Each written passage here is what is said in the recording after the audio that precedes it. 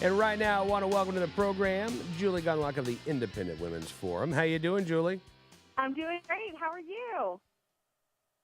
I am fantastic. I will not be attending this panel in November that you write about at the New York Times. Food for Tomorrow, Farm Better, Eat Better, Feed the World. I thought this is fascinating. You point out this New York Times panel it's all about farming, includes exactly 0 farmers on the panel. Neat. That's right. They are the New York Times. Typical fashion is failed to invite even one farmer to speak on a panel about farming. They've included restaurateurs. They included environmentalists. They included food activists. Left-wing nutritionists who want to limit your soda sizes and take away all the goodies you like, but they did not invite farmers. And this is typical. They want to limit it because they want the message to be about environmentalism and sustainability and organic farming practices. And so if you actually invited some farmers on there who talked about what it really takes to feed, to be, sort of the biggest agriculture exporter and producer in the world, you wouldn't sort of get the message that they're looking for. So I wrote about this, and it got quite a lot of attention because I think people are outraged. And more importantly, tickets to this little shindig cost over $1,000. So not only have they not invited any farmers, this seems like yet another event for elite opinion makers who can afford the average farmer probably can't afford that kind of ticket to a panel event. No, I'm thinking of the farmers that I know here, and $1,000 is that's probably going to be a little out of their price range. But look, they're missing the opportunity to hear Dan Barber, the executive chef at Blue Hill at Stone Barns. Isn't Stone Barns where they're holding this event, Julie? Yeah, and look, I think he's got a lot to say. He's written books about this, and I'm not saying he doesn't know anything about agriculture, but he has a very narrow view of what it is of agriculture. He's very opinionated about things. And again, most of the other people on the panel sort of follow this message of organic farming and sustainability, and again, there's a whole other universe of information about farming out there that this panel clearly is not interested in. Yeah. Looking again, but they do have Michael Pollan speaking, as you point out. Oh. Right? And so do you really need, who are you going to bump, Julie? who are you going to bump to make room for a bumpkin and an actual honest-to-goodness farmer? You got to bump Michael Pollan from the panel? Yeah, and Mark Bittman. Let's not forget, they didn't just get Michael Pollan; they got the dynamic duo. They got Pollan and Bittman. These guys ought to take it to Broadway. These are like the creme de la creme of in the foodie world, the people you want to have on a panel. So heavens to Betsy, they're not gonna bump Pollan or Bittman for just some farmer who wants to talk about farming.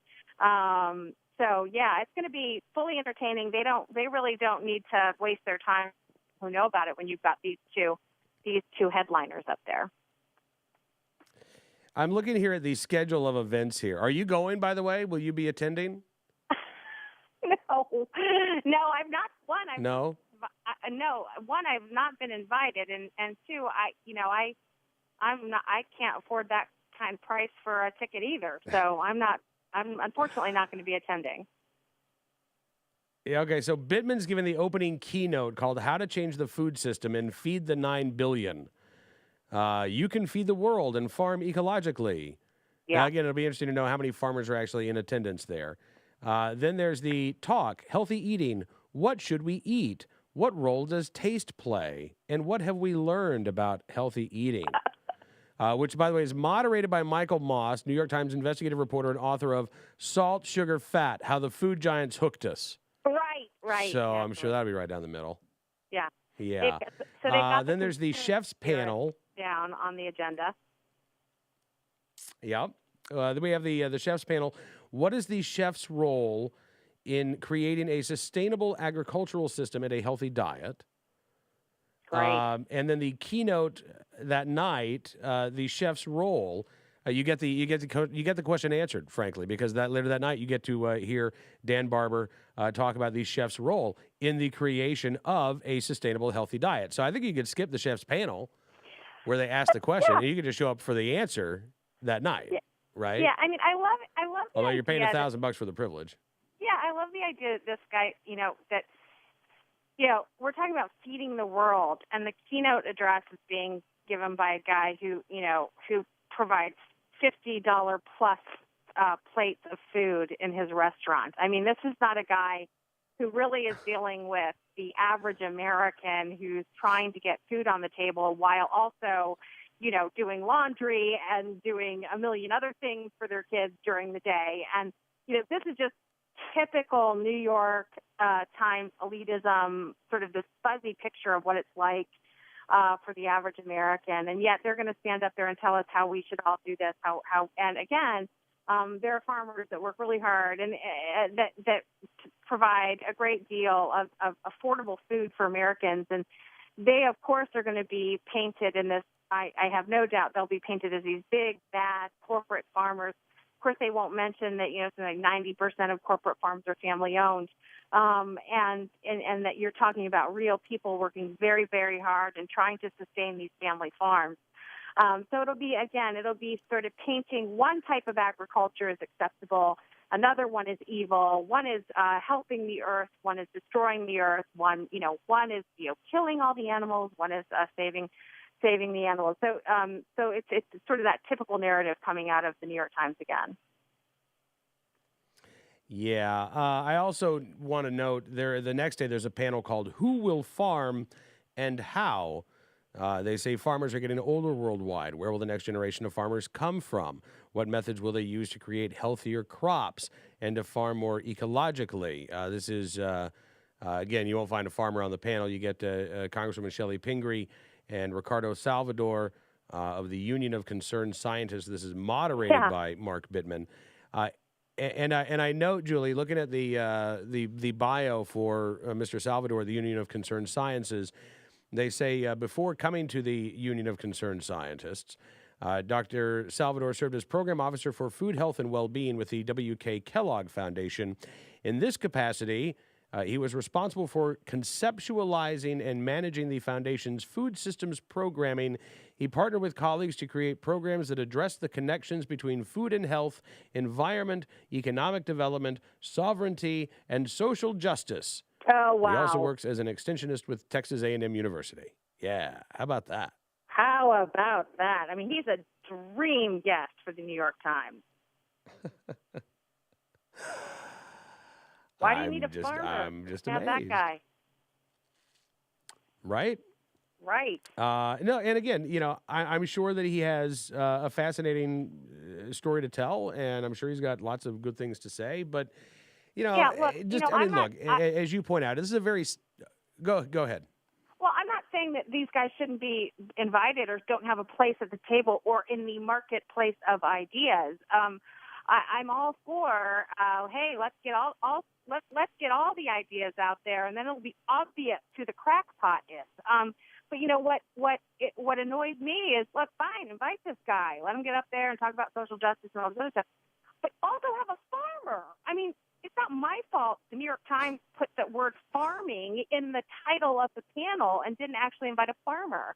So, the absurdity of this is completely clear. Again, I made fun of the panelists because in absence of a farmer, it's insane that these are the only panelists. These panelists, fine. If you want to talk about farming and agriculture and sustainability and feeding the future with, your backyard garden and organic plots, whatever.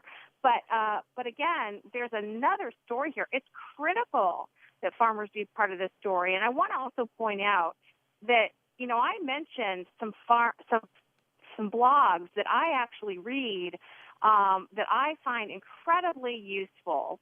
And I really encourage you, check out IWF, look at the blog that I wrote. I mentioned some of the farmers that, Nurse Loves Farmer, Carrie Dairy, Jeannie Schmidt. I mean, these are women who work on farms, who do the farming, and they have a lot to say and give great information. And I recommend people actually get their information about agriculture from farmers, not from the New York Times, not by city dwellers who attend, panels. I think it's really important that we hear from the source and we hear from the experts.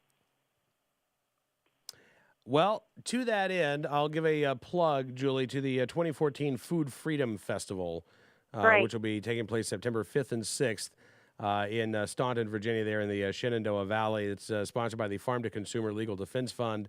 And among the speakers who are scheduled to attend this, Farmer Joel Salatin, Farmer Martha Bonita, and I know those are at least two who are speaking, who are indeed farmers. Also, Congressman Thomas Massey from Kentucky, who's a rancher.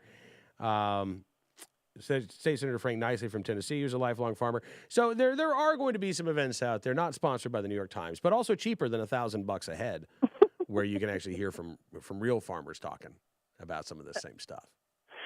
That's right. And again, look, there's lots of opportunities for people to get information. And one of the best things that has happened out there is, the World Wide Web and sort of individual blogs and alternative media where people can get real information. I think the New York Times has really embarrassed itself with this panel. And it'll be interesting to see the results of this or any press coverage of it. But as you say, if you want real information, head out to that event in Virginia at the beginning of September. All right, listen, Julie, appreciate you coming on the program this afternoon. It's always good talking with you, and hope we can do this again soon. Great. Thanks for having me on.